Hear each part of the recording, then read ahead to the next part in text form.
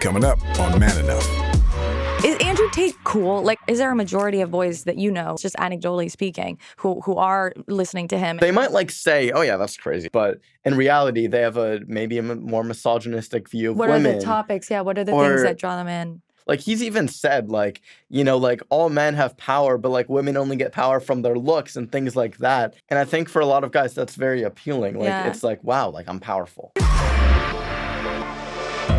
Being man enough, what does that mean? It's really manly to mess up, admit you're wrong, and then grow. I couldn't accept that I was evil. So maybe I'm broken, but those broken things could be corrected. Intimacy between a father and a son is me just wanting to, put my head in your lap. I love you, son. You haven't called me benevolent sexist, but my experience is women are better. Even if it's a positive, it's still not equality. I don't blame men for that. I just blame the system. This is Man Enough.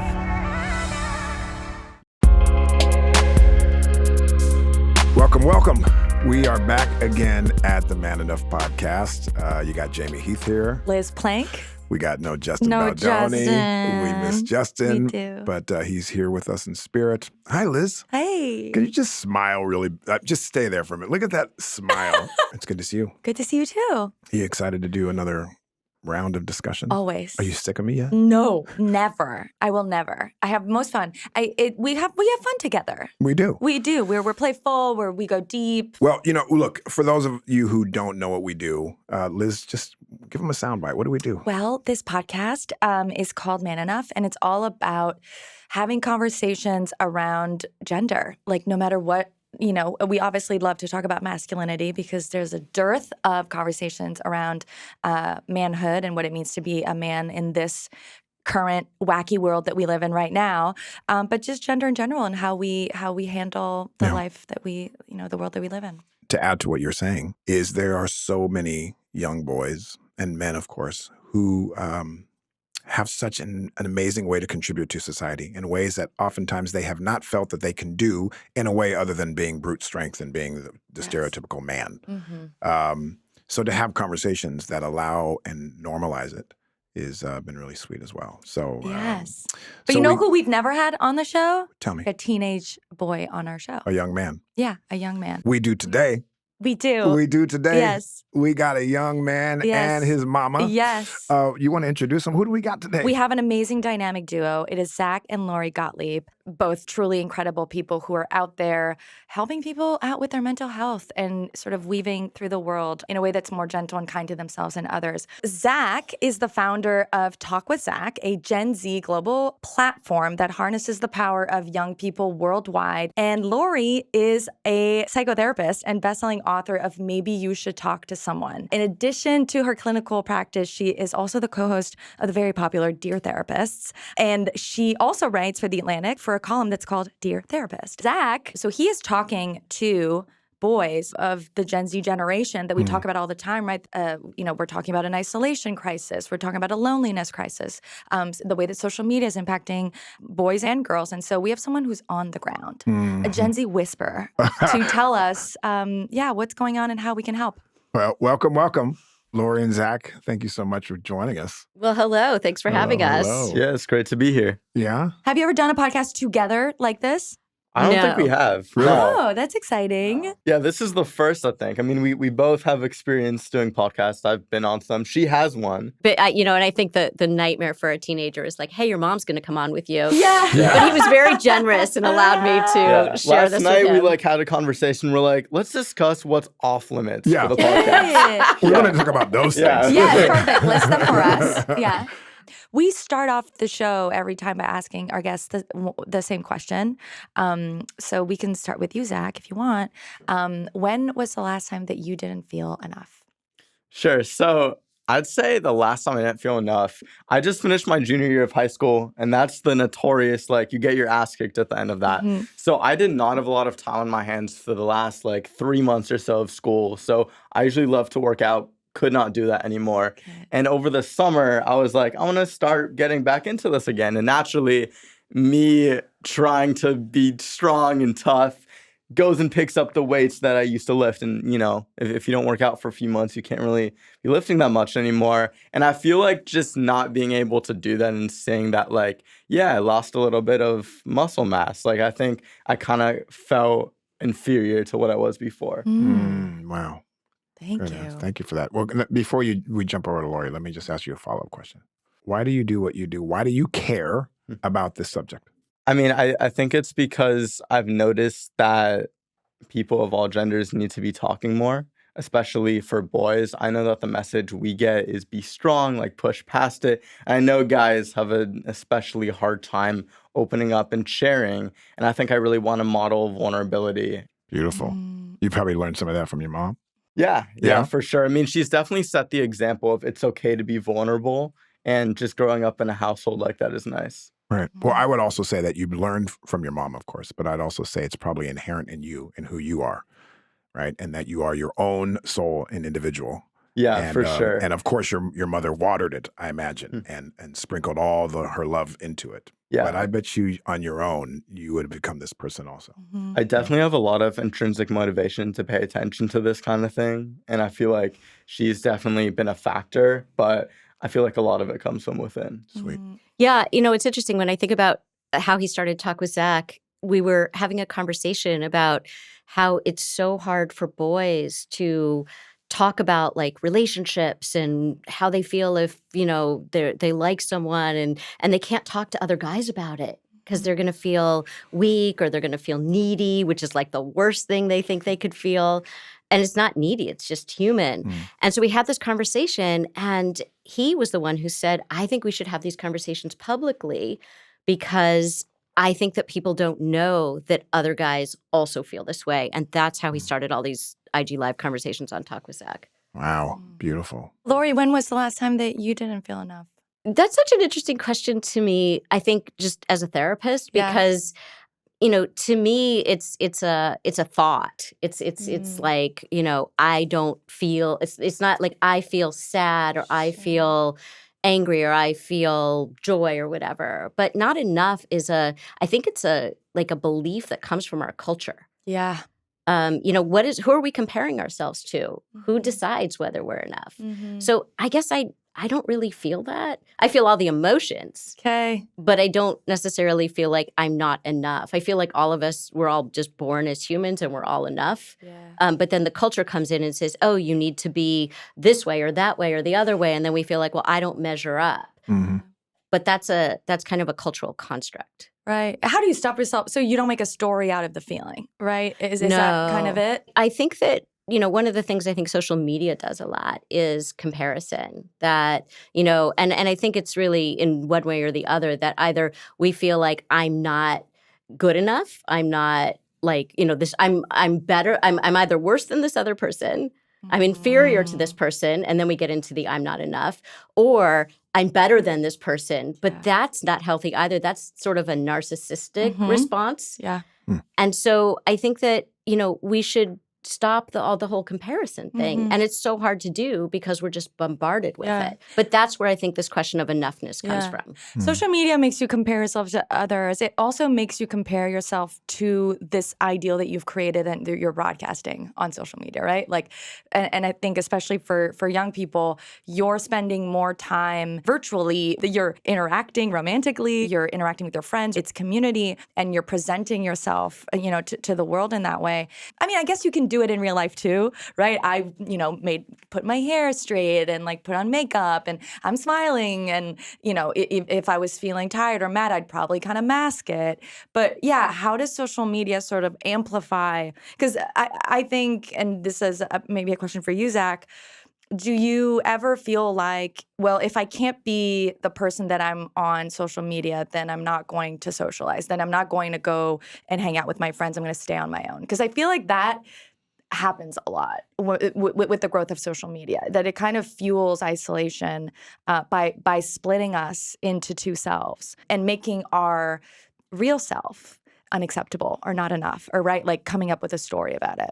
I do think that's true. I feel like a lot of people they feel the pressure to put out this certain persona on social media that's very perfect. And obviously in real life, you're not perfect. And I think just that alone is really nerve-wracking for a lot of people. And I think also, like, I see all these, like, TikToks about, like, you know, when I'm texting, like, this girl, but, like, she only exists online. Like, I don't actually want to see her in real life. And it's, like, the difference between what's going on in social media is kind of like this world you create for yourself. Maybe it's even, like, a fantasy world versus, like, real Video life game. is real. Yeah. Yeah. Wow. So boys are like, do you think that that's what is a comfortable thing for them to do, where they're interacting with, if they're straight, like girls online and you know, even girls that they might be interested in, but they will never meet with them in person and never sort of, because we know, like, I mean, to go into it, right? Like, my generation, but your generation is even worse, where like the lowest amounts of sex, right? Like it's we're seeing physical intimacy decline, and that's not a good thing. But do you think that it has to do with that, where people don't even really want to meet in person? I think part of it is, like, it stems from, I think, insecurity in many ways. It's like, they like me online, but I don't know if they'll like me in person. And I feel like the reaction is humor. Like, I'll make a TikTok about that. I see girls doing it too. I see everyone doing it. Yeah. And I just feel like a lot of the times it's like social media, it's not real. It's social, so you could have fun with it, but you could put a stop to it. Like, you could turn off your phone and be done with it. But real life, you can't just, like, turn off real life. Like, you're there, you're in the moment. Right. And that's where you draw the line. Yeah. On Talk with Zach, when someone tells me, they're like, I've been searching this my whole life. Like, I've never known how to toxic masculinity, or even just, like, talk about my life or my relationships. Like, I've never had the space to do that. So I hope there can be more. I hope there can be more guys feeling comfortable.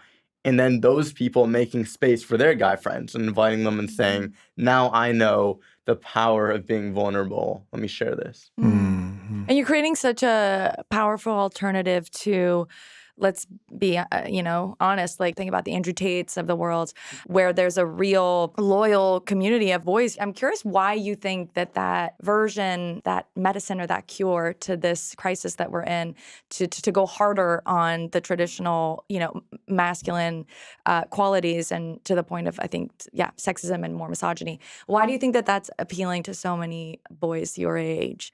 And what do you think is, what are they seeking? What are they looking for? First of all, anytime there's, like, a movement of any sort that goes against the norm, then the opposite of that is going to push back, like, twice as hard. Right. So I think that's why it's so strong right now. Like, even though there is the progressive, like, masculine culture, now we have the opposite too. Yeah. I feel like a lot of guys go down that rabbit hole out of insecurity. They notice that, like, that maybe they're not the most traditionally masculine, and to offset that, they try to be ultra manly, and they try to cope and compensate and say, I am super masculine because I listen to this podcast and because I do all these things. And they feel that if they don't, then they'll go in the opposite direction. And they're really scared of being progressive. Yeah. Is Andrew Tate cool? Like, I'm gonna sound, like a boomer, but like, is it as bad as we think? Like, is there a majority of boys that in your experience, just anecdotally speaking, who are listening to him, and is it cool to quote him and whatever? Well, I find really interesting is that almost everyone I know, the guys in the, like, they think he's, like, crazy. Yeah. Like, but what's interesting is that a lot of the topics he talks about and the things he says and the types of things that his followers and people in that space say, they follow. So they might, like, say, oh yeah, that's crazy, I'll never do that. But in reality, they have maybe a more misogynistic view of women. What are the topics? Yeah, what are the things that draw them in, or that they agree with? I think they get a lot of power from this mindset because, like, what he's talking about, like, he's even said, like, like, all men have power, but, like, women only get power from their looks and things like that. And just, like, comments like that obviously, like, aren't true. He said that? Yeah, just, like, horrible things, like, I mean, he said literal, like, I mean, he's a criminal. No, but I mean that particular statement. That's all I know. Yeah, Yes. I remember at one point he's like, if you're a girl who's unattractive, like, you're screwed. But, like, if you're a guy, like, you could become, like, a beast. And, like, I don't know, just, like, or if all a these... woman has an OnlyFans, she has to give the money to her boyfriend. Yeah, like, things like that. And it was saying, like, guys can get power in so many different ways, but women cannot. Yeah. And I think for a lot of guys, that's very appealing. Like, Yeah. it's like, wow, like I'm powerful. Right. So they feel powerless. Yeah. And so they're looking for ways to feel more powerful or have meaning out of manhood. The medicine is wrong, but I think there's a real wound there.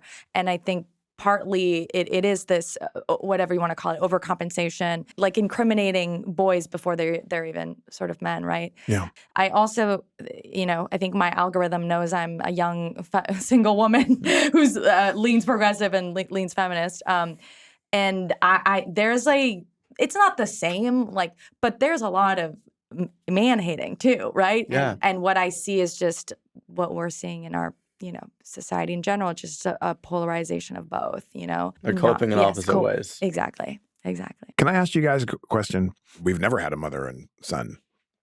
And oftentimes we find you're 17 now. Yeah. A 17-year-old boy doesn't really speak openly with their mother, typically, about where they're at, what they're going through.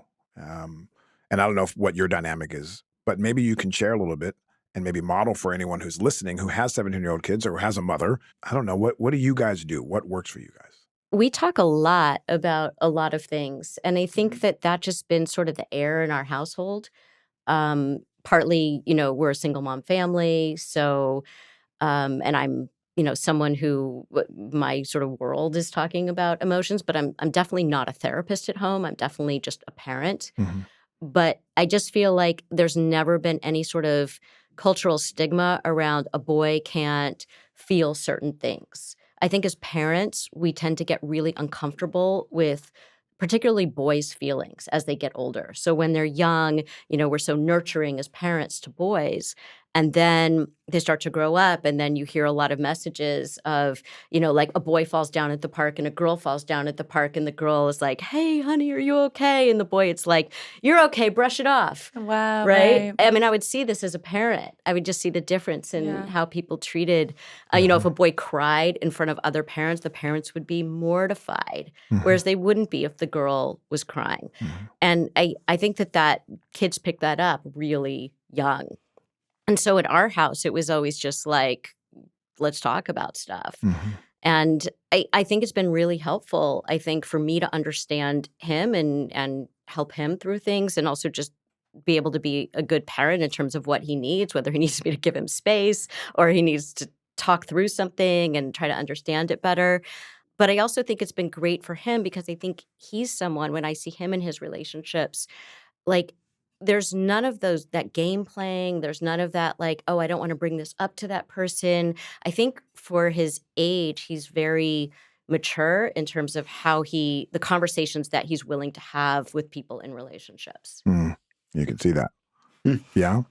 Yeah, I agree. I think, at least like in my life, I try to be open in relationships. I think it's like the most important part is communication. And I think like with my mom and I think we really try to emphasize that, like, we're going to talk about things. We're not going to not address something, even if it's hard. I think about, like, in my therapy practice, when I have men come in, often they'll say to me, I've never told anyone this before. And they've literally, never told anyone. And then they tell me the thing, and it's kind of like the thing that, like, women talk about at lunch, right? So it's like, that's what the culture, and I didn't want that for my child. I didn't want that for my son, where he felt like the culture didn't allow him to talk to people in his life, his friends, his peers, about these kinds of things. Women also, of course, come in and they'll say, I've never told anyone this before, except for my mother, my sister, my best friend, right? And so it's interesting that women feel like, at least I can tell someone. Men often feel like, I don't think I can tell anyone about my emotional world. And I see that when I see couples too. So I'll see, for example, usually if it's a heterosexual couple, it's the wife who's like, I really want to get closer to you. I want to hear more about what's going on inside you. I feel like we're a bit disconnected. Can we talk about this? And so he starts to open up to her, and maybe he starts tearing up. Maybe he starts crying. And inevitably, she will look at me like a deer in headlights. Like, I don't feel safe when you don't open up to me, but I also don't feel safe when you're being this vulnerable with me. So that to me says, wow, we have a lot of work to do as a culture, because it's not just men feeling like, oh, other men are going to judge them for opening up. It's that women don't quite know how to deal with a man who's being vulnerable. Somehow it makes them feel unsafe. It makes them kind of think like, is this guy, it makes them anxious to be around a guy who's being truly vulnerable. Wow. What is that about, right? Because even if I think about it, I never saw my dad cry, basically. Yeah. Even though he was very nurturing and he's not, traditional masculine guy in any kind of way. But I think that I know what you mean. Like that it's, and I think for some women, there's also judgment. It's like, they'll think it's too feminine and whatnot. But I also, you touched on like it makes them anxious. I think that's really interesting because for me and my dad, it's like if I were to see him break down, I'd probably be like, it's like flight attendants, when there's turbulence. You're like, no, but you're supposed to be fine because we're going to be fine. And if you're not fine, then I'm not fine, right? Is it that we rely on men for that kind of stability and that kind of illusion of control and that everything's going to be okay, and that if they show vulnerability, it sort of pokes a hole in that whole thing? Like, what do you think that anxiety that women are feeling with their male partners is about? Yeah, I mean, I think that's what the patriarchy is. But unfortunately, it actually hurts men. Right. So it's not really to their benefit. Of course, yeah. And it seeps into the culture that way. That's why, and maybe you should talk to someone in my book, the first person, I followed the lives of 4 patients, and then I'm the 5th patient, and it's about me and my relationship with my therapist, who's a man. And the first patient I start off with is this very high-powered guy, very successful guy. And he's kind of an asshole. Like, he truly is. He's insulting. He's critical. He's very thinks very highly of himself. All these traits that we kind of associate with sort of toxic masculinity. And it turns out that he has felt like he had to be the rock for his family. Right. And so as we get to know him, people hate him at the beginning, and he's the person they love the most by the end of the book, because they find out why he felt like he had to hold up the whole household after a tragedy in their family. My wife's crying all the time. I have to be the strong one. Right. It's like, who told you that? And once he opened up and started having these conversations with his wife, like, everything changed. He and his wife were able to reconnect. They were able to process the grief. It just completely changed their lives. But he thought he was doing what was healthy for their family. And actually, it was the thing that almost broke their family apart. And so it's like about not assigning, which is hard, but not assigning intention to a man's behavior. If he, right, because the assumption could, just be like, you're selfish. And you're right. So often, I think, even if I look back on relationships with men, what I had assumed was their intention and their action was probably something different. If you can dig deeper into that. Yeah. I had a mother who, when I was young, I remember very clearly my first 10 years, so 5 to 10, let's call it as much as I can remember, that when I'd go to sleep at night, she'd ask me, hey, honey, do you have anything that you want to talk about? Anything you need to cry about, beautiful. specifically? Anything you need to cry about? I was like 6 years old, like, went to kindergarten today. Fine. She'd be like, no, but tell me about your day. And then I would tell her, how'd you feel about that one? Are you sure there's nothing else you're feeling about anything? And then eventually we would land on, well, I was in the room with the teacher, and the teacher said this to me and called me this name and blah, blah, blah, blah, blah. Oh my God, how'd it make you feel? And then I'd start crying. And she would do this all the time and normalize, like, talking about my feelings and having emotion about it and not shaming me for it and not doing the version where, like, shut up and man up through it. To the point where I raised my kids, or I try to, that instead of saying, stop being weak or just fight through it, it's more, you're so strong to be able to show your emotions this way. Feel them. You're being so strong and so brave. Also, what are the tools to, get through it?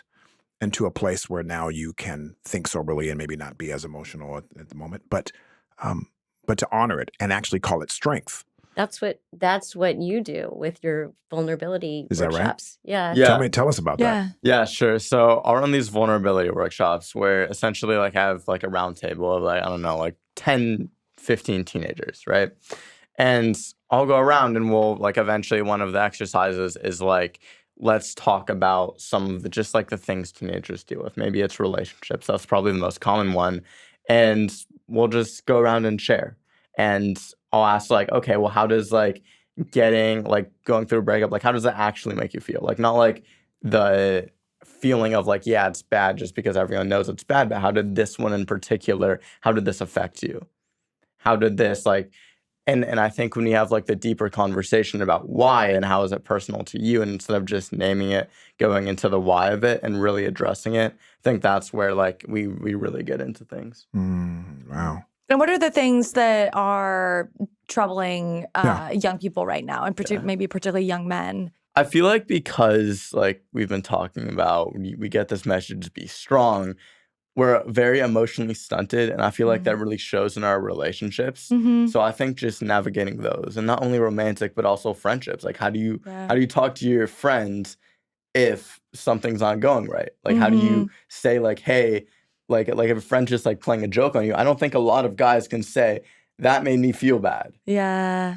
Because they think it'll make them seem like weak, like you can't handle a joke. Right. What is your advice to boys who want more intimate, closer relationships with other, boys in terms of friendship? I feel like if you just start having those deeper conversations, it could start small, but it could literally just be like that thing that was happening with you. It's like, just like tell me about your day. Like how do things make you feel?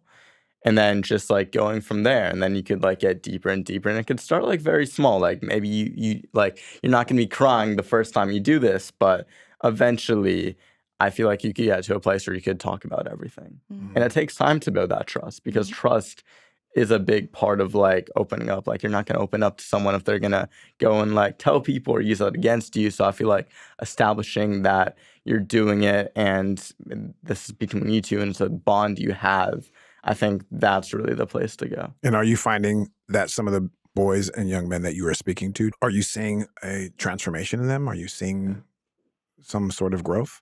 I mean, it's definitely hard. Like a lot of them struggle with it, but I see some do it.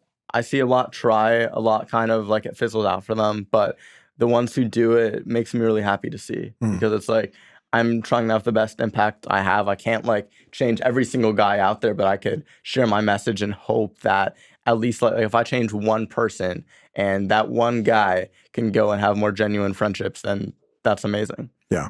Well, I think that even if you're not witnessing the transformation in real time, the fact that they're exposed to it and having conversations about it, now maybe a year later or 2 years later, they revisit it, and now it's not so abnormal, right? They've experienced some sort of some version of it. Exactly. And the other thing is like, if one guy starts doing it in his community, then others will follow. That's right. Like it's not just like this, like it's a unique case. It like that's the thing about this. Like you model it not so like one other person or the person you're like having that deeper friendship with is gonna be more emotionally mature, but so guys everywhere are.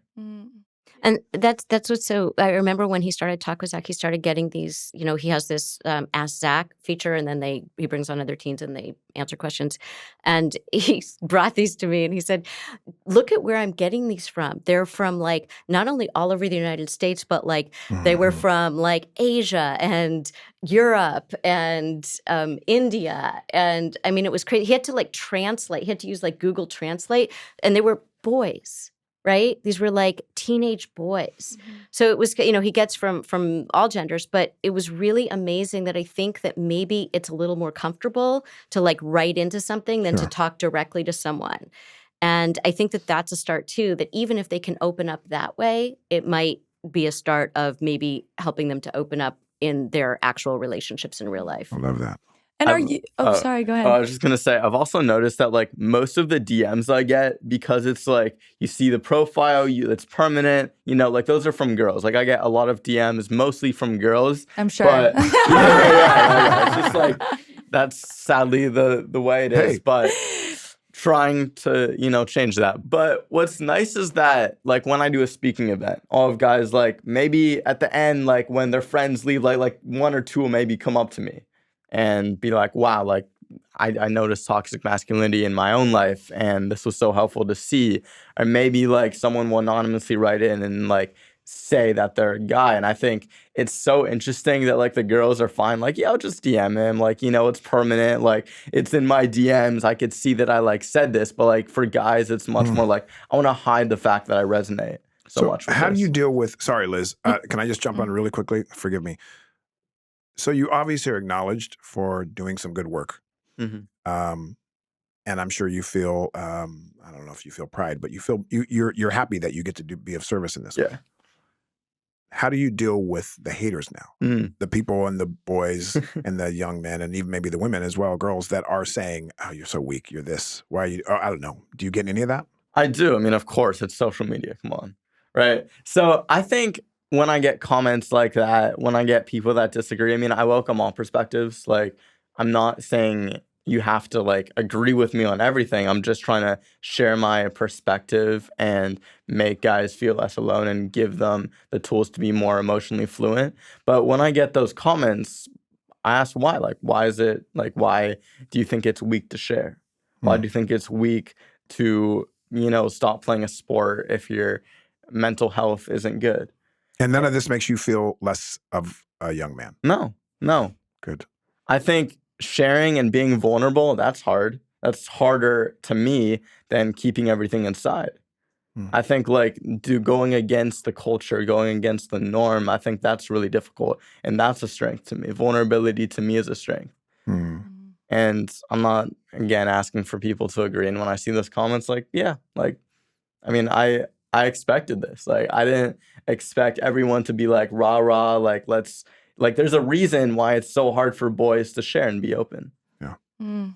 Wow. Yeah, Lori, I'm curious. Do you have teenage boys coming for your practice, or are you, sort of exposed through parents? And what do you think is the number one thing that teenage boys are struggling with right now? Yeah, I don't see teenage boys. I see the grown versions of them. Yeah. Yes. Okay, so what do grown men now miss as teenage boys then? Oh, so much. Especially, what's really moving to me as a therapist is to see men who are dads trying to be a certain kind of dad that maybe they didn't have. Yeah. And we got that, in fact, on the podcast, on the Dear Therapist podcast, we do sessions with people. And two of my favorite are actually with men talking about their dads. And, one is dealing with, he just has a newborn and he has his really critical parents. And he doesn't want that kind of criticism. He was the one of his brothers who was known as like the sensitive one. He was too sensitive because he felt things. And the other brothers were not like that. And so he was always criticized as being weak and something was wrong with him and he would be made fun of and he would be criticized. And he just doesn't, and he's got a baby boy. And he said, I just don't want that around my son. I will never do that around my son, but I don't want my parents to do that. And at the end of the session, we always give homework and they have a week to complete it and then they tell us how it went. And he did the homework, which was to have a different kind of conversation about strength with his parents, one with his mom and one with his dad. Interestingly, the one with his mom did not go so well in the moment. It actually paid off later. The one with his dad was beautiful because the dad said, I wish that someone had talked to me about this a long time ago. And they just cried and hugged. And he did not expect it. He thought if anything, it would be his mom who would be more receptive to this. So it's really interesting to see men try to recalibrate from what they grew up with to what they want to pass on to the next generation and also what they want for themselves in their marriages, right? Yeah. Like they want a very different thing. They don't want to just be like, I'm the person who like works all the time and I'm not really involved with the family. That old model doesn't make them happy. Yeah, and I mean, I think what you're both saying is so interesting because what I've noticed with just when, because I talk to men about masculinity and so I'll they often say that same thing to me where I've never said this to anyone, but this weird thing I have with my dad, and the stories are the same, and men don't know that other men also have experienced the same thing, and that it and so the internalization of their father's behaviors, right? Assuming the intention of why they were hard on him because I wasn't enough or because, right?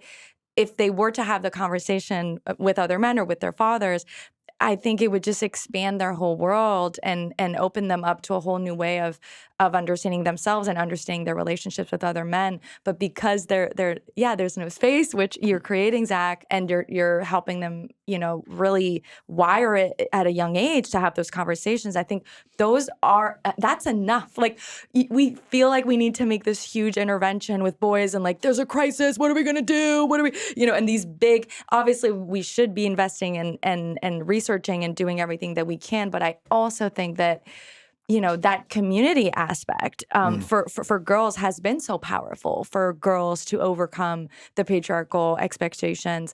And if we were to just design more spaces like the ones that you are creating, that the both of you are creating, but Zach particularly, I think it would make such a tremendous difference that boys aren't broken. right? Like no, they actually they're human. Yeah. And I feel like what we do is we kind of take the humanity out of them by shaming them. Mm-hmm. And there's so much shame that men carry around if they don't act in conventionally masculine ways. Yeah.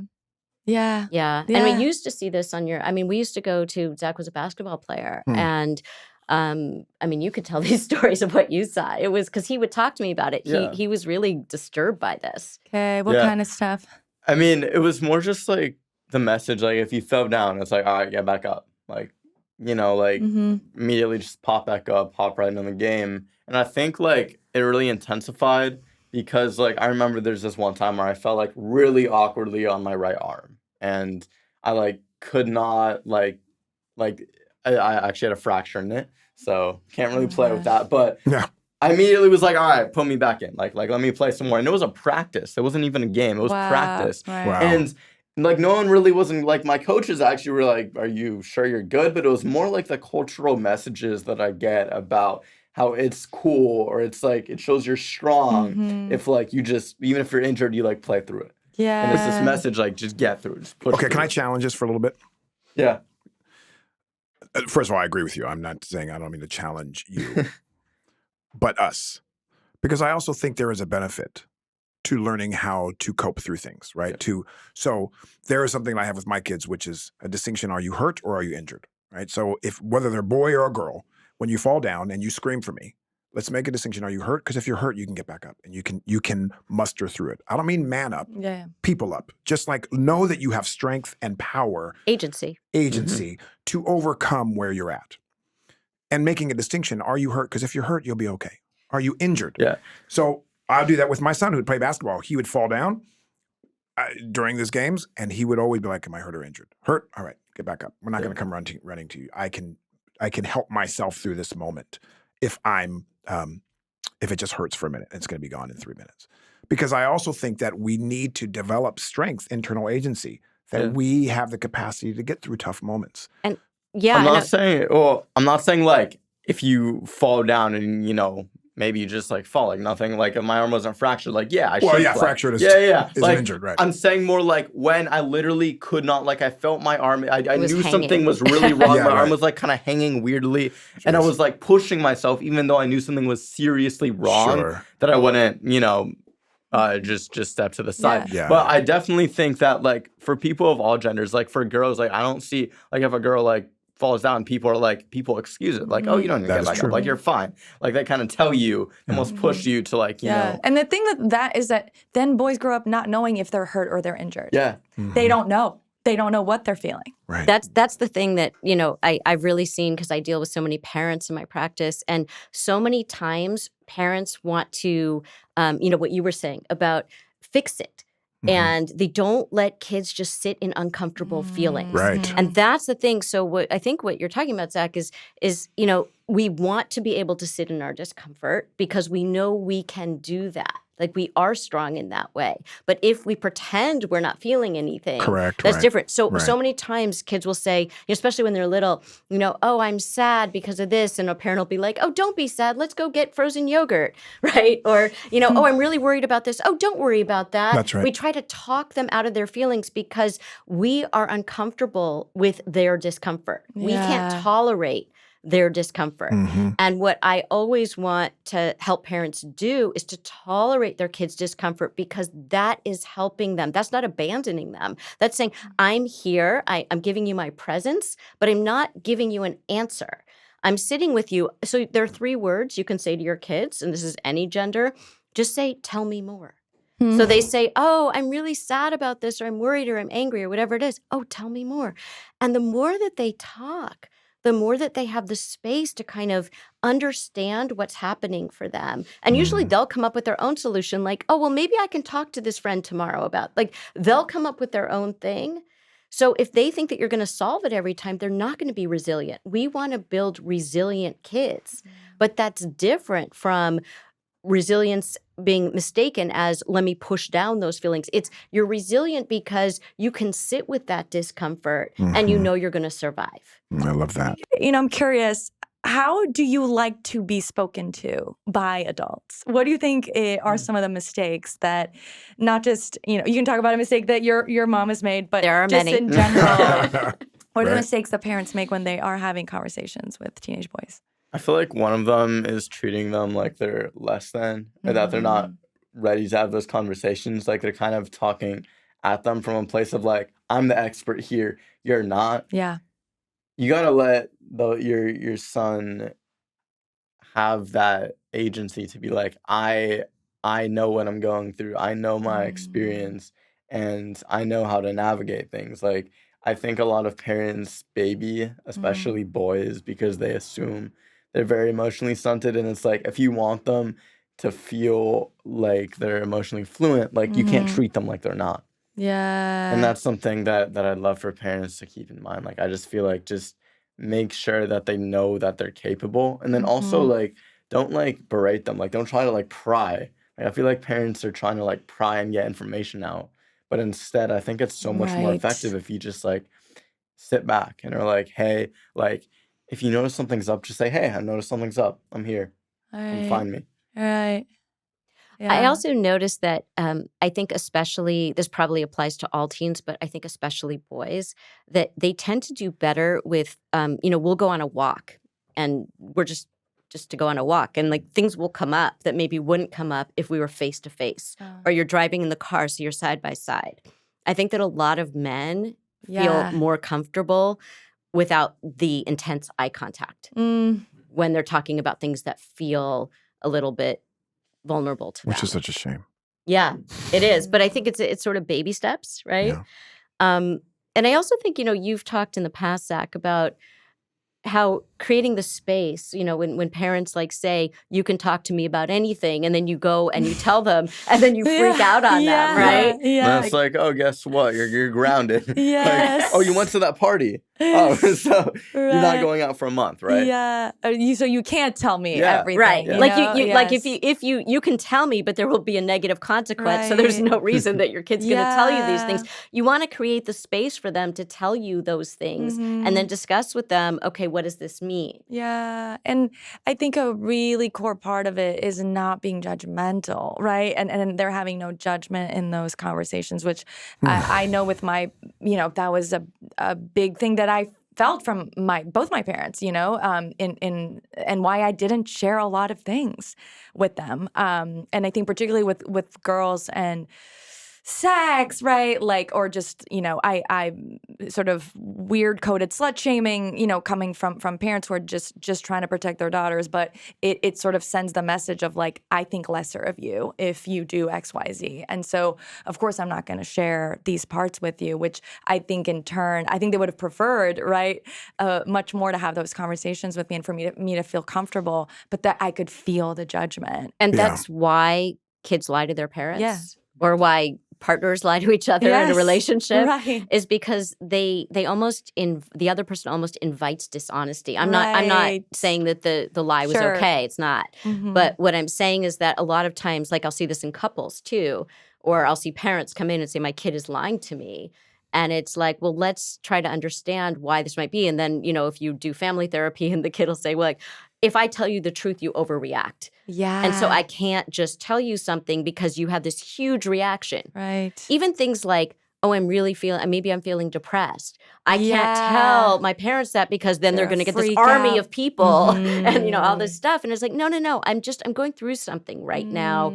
I'm not sure I want to talk to a therapist right now. Smart. Let's keep talking about it. Right. And then, but they just go straight to this alarmist place or they catastrophize, panic. Yes. That's smart. So parents, coming back to being resilient themselves, right? And managing, and, we were talking about teaching that to children, but it's important for parents to be emotionally resilient so that they're not, sort of coming out with all these reactions, which will prevent intimacy. And also, I was just going to say that, you're talking about the slut shaming. I think it's interesting the way that parents talk to boys about sex and dating because it's all sort of fear-based. Yeah. Right? No matter who you're talking to, it's kind of like, well, there's one thing to talk about consent. It's another to like scare your boys so much that, it feels like there's nothing organic, romantic, anything about that. Okay. So right? an overcompensation. Right. Of Like treating them like criminals. Okay. So it's like, yes, this really happens and we have to educate our boys and they have to understand what's going on and they have to understand, how to understand what their partner is wanting and to really pay attention to their partner's needs. Yeah. But the question is, do we immediately criminalize them? And it reminds me of sort of like this overreaction with the way people are treating consent and the way that they're educating young people about it. And like, I remember when girl power was sort of like a big thing originally, and still you can see these. When he was in preschool, these girls would come to preschool and they would wear these T-shirts that said, "Boys are stupid, let's throw rocks at them."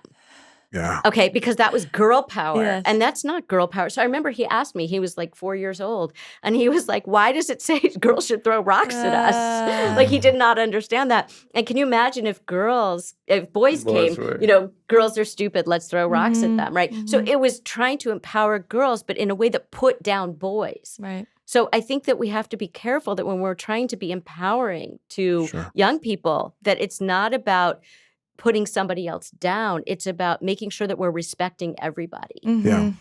Can I just share something with you guys really quickly? Because I think, so I have two kids who are 7 and 6. And my wife, I'm going to show the camera there. My wife sent me this and she caught them standing in line just doing this. Oh, that is beautiful. They're just standing next to each other with their hands on their back, just rubbing each other. We all need someone to stand next to who's going to rub our backs. Just there. Come on. I was like, oh my gosh, we're doing something okay. Yeah. They love each other. I had a couple questions. I'm one that thinks a big part of our boys' lack is the absence of fathers. Yeah. And I don't mean like the worst case scenario father that obviously should not be raising children or whatever. But the absence of a father, a male figure that these boys are being raised with who don't have some sort of positive identity of what that means or how to treat a woman, assuming that they're a decent person, how they loved their mother so that when they pick a spouse, they've learned how to love someone, how to deal with failure, how to deal with strength from the perspective of what boys go through. Not to discredit single mothers like yourself who are not raising fantastic children. The world should be so lucky if all boys were like you. So I'm not discrediting that. While also not discrediting the fact that I think boys need men in their lives. Yeah, absolutely. How has that worked for you guys, being that this young man is so incredible? And I imagine that since you're a single mother, that his father has not been in your life. I used a sperm donor to have him. But he actually just wrote a piece for the New York Times all about the men in his life. Maybe you could speak better to that. Yeah. I mean, at first, like, I totally agree. Like, you do need this father figure. I think it's so important. And for a long time, like, I knew I had a donor out there. I had no idea who he was. And then a few years ago, I, like, listened to this CD that they taped at the sperm bank of him where he answered a bunch of questions. And then we, like, saw this picture. And it was like, wow, he looks exactly like me. And his interests, like, aligned so well with mine. So then I was kind of like, what if, in this fantasy hypothetical world, like, what if he were my father? But what I've really come to realize and what I wrote about in the pieces is that I've had fathers all along. They just weren't it's not about biology. It's about what they do for you. And whether it was my grandfather, who I was super close with, or family friends, or just like a coach who like taught me something, I think it's just having male role models that fill in, that teach you things. And that's been a very positive influence on myself. And So you were as a mother sure that he had male figures around Oh him. yeah, he had a village of men. Yeah, and I think that was so nice because he got to see different men and different perspectives and different ideas about the world. So he got to learn from, I think like a lot of girls grow up with like a lot of women. Like they're always surrounded by lots of women, and they get like all the support and knowledge. And I feel like men don't get that. So yes, if they have a great father, they have that, but they don't tend to have like a whole cohort of adult men. They have their friends. And so he is in, I think, this unique position where he's got all of these different kinds of men in his life of different ages, different, places in life. And I'm thinking of one person. So first of all, I made sure he had a male babysitter. So that was like, he was the only kid who had a male babysitter growing up. And they would like, so he would pick him up from school and they would go play Beautiful. sports and all this stuff. And all the other boys were so jealous because they were like, he gets to go play with this college kid. Like he had this college right. kid who was with us for what, like 5-6 years, Yeah. right? And so it was like that, it was like having an older brother, but who was also responsible and taking care of him and That makes teaching him sense. about the world. And then another family friend who was when we first met him, he was, when Zach first met him, I should say. I was like 7. You were like 7, yeah. And he was single, and then he had a girlfriend, and then he ended up marrying this girlfriend, and now they have 3 kids. And so Zach's been sort of on the journey. He was like the only kid invited to the wedding because it was, and when he was proposing to his now wife, Zach was in the video of like why this person should marry this person. And so I think he just like heard all this advice and life wisdom from all of these men about like, what are relationships like and how do we interact with women and how do we have all the talks that he would want to have with men that he would not want to have with me.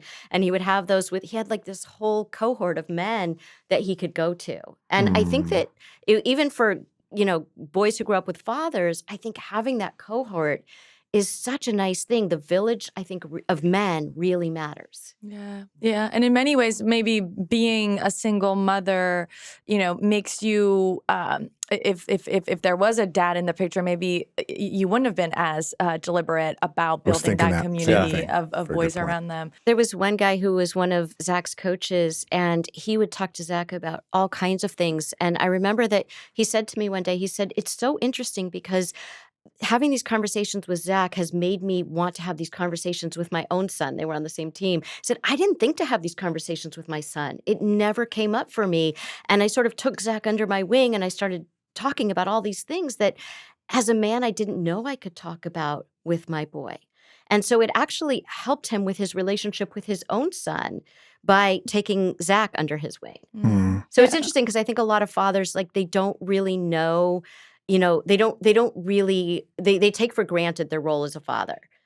I was exactly thinking that. Right. Same thing. And so when then you intentionally are saying, I'm going to be a father figure to this other person, right. it makes you think about what kind of father am I being to my own child? Right. Yeah. What's your advice for dads who are maybe listening, who feel like they're not as close to their, teenage or young, their son, however old they are? What's your advice for sort of building more intimacy between fathers and sons? Telling them that you love them. Telling them that you're proud of them. Telling them that you're there for them if they want to talk about anything. Telling them there's nothing that they can tell you that would make you not love them. That they are enough. That they are enough. Always enough. Yeah, always enough. And Even in failure. Well, yeah, I don't even think there's like that word failure. It's kind of like mistakes or learning experiences, which I always use it just in terms of even when you don't achieve what you thought you were going to achieve. So, yes. I mean, maybe look, we can call it whatever we want. But I think that so often boys feel this incredible pressure to succeed. Yeah. And, we talk about perfectionism in girls, but there's a different kind of perfectionism in boys. There are certain things where they feel like they absolutely must succeed at so that their fathers are proud of them. I have grown men. I have men in their 60s telling me my father is 90 and I still think he's not proud of me. Yeah. Right? So what's going on there? So you asked, Liz, what can fathers do? You don't want your child at 60 to still be wondering, Did I make my father proud? Is he Yeah. disappointed in this decision that I made? I think one of those ways too is as men, we have to show our boys our vulnerability and our mistakes Yes. so that when they make theirs, they know it's normal, Yes. and that they don't have to feel shame in it and that they're not less than. I'm one that is okay with the word failure in the sense of, because I think the world uses that. So I don't want my son to be afraid of a word. Yeah. Whether it's this or it's like failure. Okay, you wanted to run 3 miles and you only ran 2 miles. Okay, it was a success that you ran, but I understand your goal was 3 and you failed at that. So what? Sure. Yeah. You will fail all the time. I failed every single day of my life. Yes. I wanted to eat this much candy and I ate more than I thought. I failed at that. Fine. It doesn't even have power over me anymore. But we need to show our kids, like, I messed up a good portion of my life for a good portion of my life where my second marriage went south due to my own doing. And my kids, I let them in on where I was at, like where I stumbled, where I tripped, what was going on, so they could see my humanity and that my son specifically didn't have to think that I was just some armored man. Right. And what you're doing for them is that you're modeling both responsibility and accountability. So and vulnerability, of course, but it's not just the vulnerability. It's, I think it's people will often think, oh, if I just say that I did this, then it's over. No, what am I showing that I learned from this? How did I grow from this? What is the lesson that came from this? So I messed up and here's how I messed up. Great. That's step 1. Step 2 is, and here's what I'm going to do differently. So we can, a lot of parents don't want to apologize to their kids because they think that it takes away their kind of respect that the kids have for them. You actually earn your kids' respect by being a real human. So if I can say I do all the time, I come because I mess up a lot. Might be the next day, but I appreciate it. But I do it. And, but I come in and I say, you know what, I really thought about that and I was wrong. And I'm really sorry. And I'm going to do better next time with that. I love that. I do that all the time with my kids. Right? Or I try to. And that's so much better than sitting in your shame and thinking, well, I can't admit that I did something wrong. It really models for young people, how do we have these conversations in any of our relationships? How do we take responsibility for our own actions without bathing in shame around it? Can you guys do me a favor? Us a favor. I would love to hear you say 3 things about your mom that you love. Sure. 2 things about my mom that I love. To your mom. Yeah, okay. I'm trying to think because there's so many things and I'm thinking about how to condense it into 3. I'd say 1 is how open you are about not only things in your life, but like you're also genuinely curious about mine and help me work through things and help teach things that I don't necessarily know. I'd say another thing is like I could tell that like you push me a lot because you know how great I can be, and like sometimes like it's a little much, but I could see the passion behind, like you're so passionate about me living up to my potential, and I really appreciate that. And I'd say the last thing is like I think you're always willing to work something out, and you make it clear that our relationship, even if we have a fight, whatever it is, like you're there to remedy it because our relationship is more important. I'm going to cry. Yeah, me too. How sweet to hear a young boy, not young boy, you're an old boy, a young man, express that. It's really sweet. Lori, how about you? What are 3 things that you love about your boy?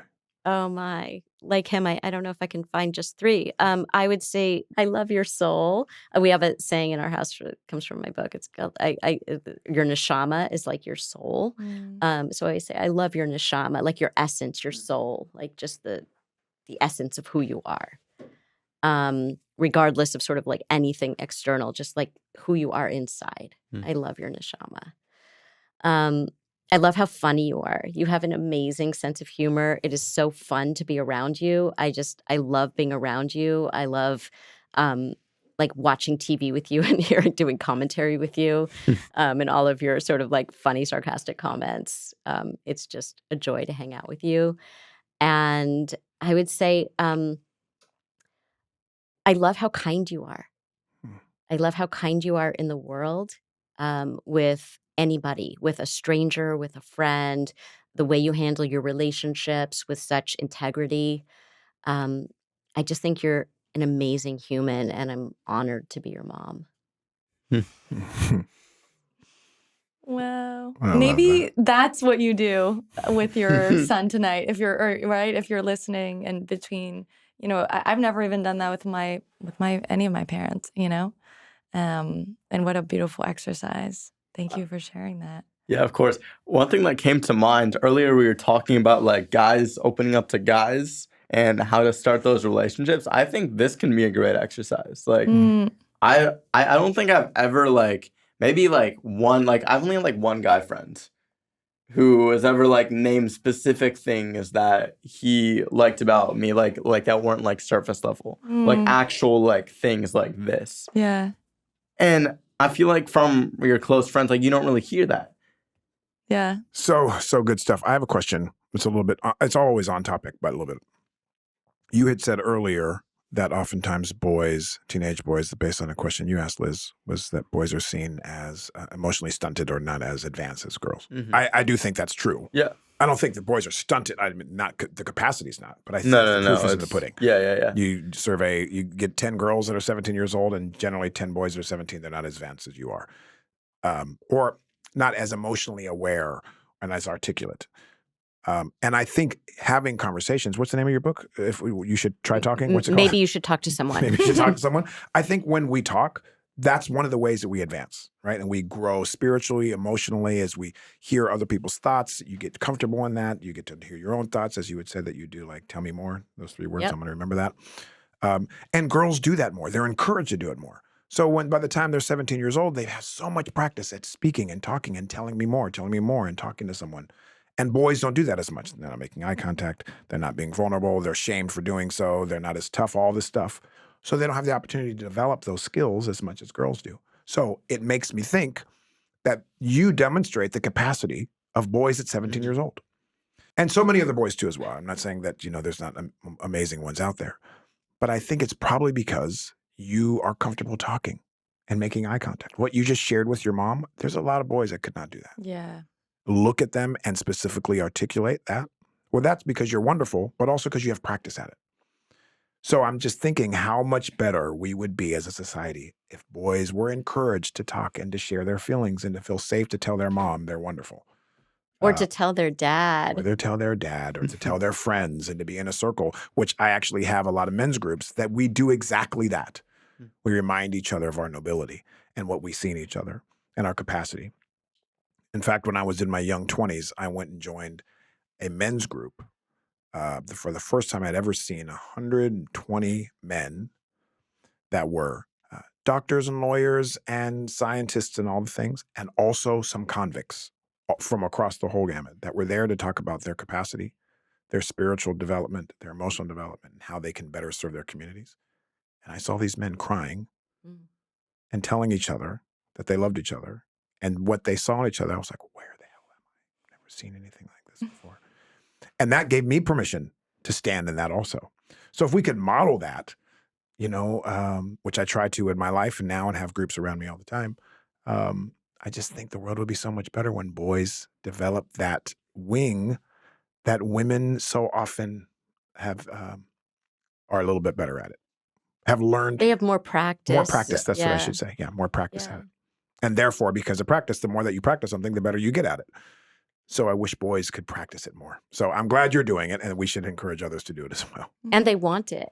Boys want it. They do. I think that's been hard raising a boy, where I think so many people would just make, especially when he was young, saying things like, boys are like this and girls are so wonderful, right? And it's like in front of him, right? So I think that there are all these stereotypes of like the kind of person he was going to grow up to be. Right. Even people say things like, oh, as he grows up, like your girls will stay close to you, but your boys won't. And it's like, I think it's about the relationship. I don't think it's about what gender they are. But isn't that traditionally true, though? Girls stay close. Not always. I mean, my brother is much closer to my mom than I am. Right.